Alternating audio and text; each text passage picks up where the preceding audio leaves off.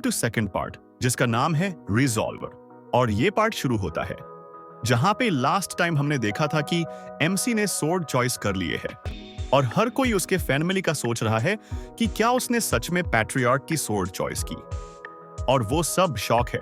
और तभी के बड़ा इंसान बोलता है यंगेस्ट ने बरिसदा सोर्ड चॉइस की है, सिलेक्शन सेरेमनी कंप्लीट हो गई है, अब यंगेस्ट को स्ट्रोम कैसल में भेजो।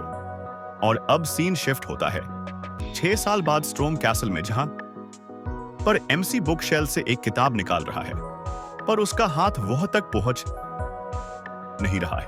और तभी वो एक चेयर लेके आता है जी से वो किताब निकाल सके, और वो सोचता है कि मुझे यहां आए 6 साल हो गए और मुझे यहां पर तब तक रुकना होगा जब तक मैं 10 साल नहीं हो जाता, जैसा हमारे फैमिली रूल में लिखा है, तो मेरे पास और कुछ साल है।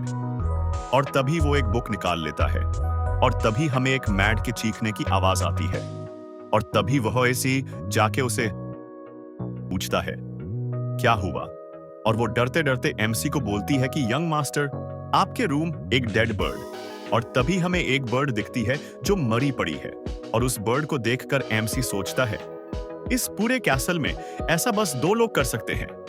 और तभी पीछे से किसी की आवाज आती है, ओ यार इस बर्ड को क्या हुआ। और वो दोनों है रहे हैं, और उनमें से एक बोलता है बहुत बुरा हुआ मैड ने इस बर्ड को फर्स्ट देखा।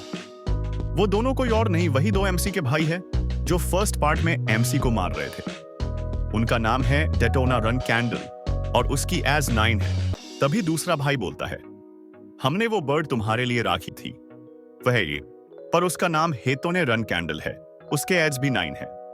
और वो बोलते हैं तो कैसा लगा तुम्हें हमारा गिफ्ट, क्या तुम्हें अच्छा नहीं लगा ये गिफ्ट। एमसी उन्हें कुछ नहीं बोलता और सोचता है मैं उन्हें बहुत टाइम से जानता हूं, वो दोनों आगे जाके क्रिमिनल्स बन जाएंगे, पर अभी तो वो 9 के हैं और फिर भी एक बर्ड को मार दिया, वो भी बस मुझे टार्चर करने के लिए। और तभी वो बोलते हैं अभी तुम क्या सच में रोने वाले हो। पर एमसी उन्हें कुछ नहीं बोलता और वो फिर से बोलते हैं क्या तुम्हें सुनाई नहीं दे रहा, क्या तुम हमें सुन नहीं सकते, क्या तुम्हें घमंड है कि तुम बड़े होके पैट्रियार्क बनने वाले हो इसीलिए, और तुम्हारे सोर्ड कहां है। तभी एमसी एक लंबी सांस लेता है और तभी एक भाई बोलता है तुमने क्या बोला। और तभी एक एमसी को मारने जाता है और बोलता है तुम इतना धीरे क्यों बोल रहे हो, मुझे कुछ सुनाई नहीं दे रहा। पर एमसी उसका अटैक स्टॉप कर लेता है।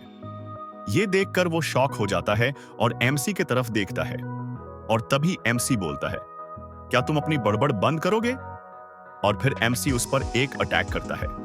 ये देखकर वो दूसरा भाई भी एमसी को मारने भागता है, पर एमसी उन दोनों को बहुत आसानी से हैंडल कर लेता है और दोनों को मारने लगता है। और वो बोलता है मैं तुम्हें नहीं मारने वाला था, पर अब मेरे पास कोई चॉइस ही नहीं है। और उन दोनों को नॉकआउट करके वो बोलता है अब से तुम मुझे फिर से कभी मत दिखता। तभी एक बड़ा इंसान वहां आता है और वो बोलता है ये आप क्या कर रहे हो यंग मास्टर। और उसे देखकर एमसी बोलता है खान, और वो एक नाइट है। और वो उन दोनों को जमीन पर पड़ा देखकर बोलता है ये तुमने क्या किया यंग मास्टर। पर एमसी बोलता है मैंने कहा कुछ किया, वो आपस में लड़ रहे थे। और खान बोलता है क्या, और एमसी बोलता है मैंने कहा इसमें लड़ रहे थे और गिर गए। और खान ये सुनकर सोचता है जैसा मुझे लगा था, रन कैंडल के बच्चे भी डेंजरस हैं। और वो बोलता है मैं समझ गया यंग मास्टर, अब मैं इन दोनों को डॉक्टर के पास ले जाऊंगा। पर एमसी बोलता है नहीं खान, उन्हें तुम मेरे साथ लेके चलो, मुझे फॉलो करो।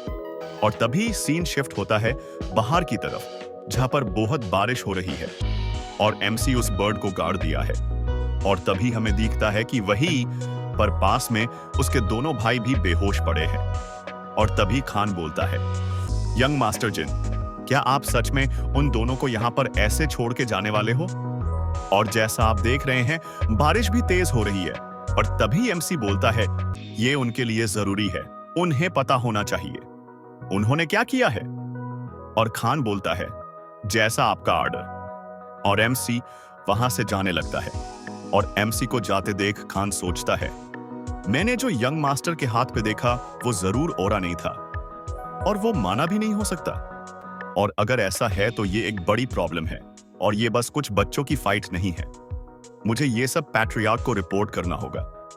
और तभी वो एक साइड में खड़े बटलर को आवाज देता है, ये तुम? और वो बटलर उसकी आवाज सुनकर बोलता है, यस सर। नाइटन खान बोलता है, मेरे लिए एक घोड़ा लेके आवो।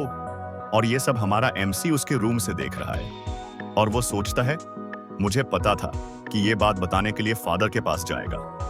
खान भले ही हमारा गार्डियन नाइट है, पर वो एक ऑब्जर्वर भी है और खान को मेरे हाथ पर जो दिखा वो मैजिक जैसा लगा होगा और वो ये देखकर इस सब को नजरअंदाज नहीं कर सकता ऐसे ही।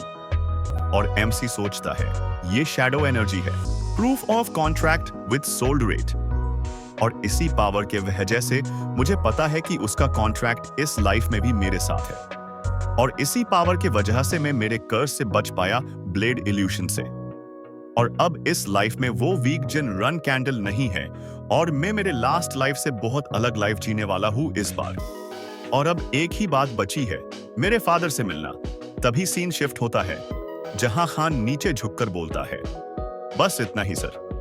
और तभी हमें आप दिखता है जो बोलता है, क्या मतलब यंगेस्ट ने टोना ट्विंस को मारा? और तभी वो खान को आवाज देकर बोलता है, सब फ्लैग बैरियर्स को बुलाओ, मुझे अभी यंगेस्ट से मिलने।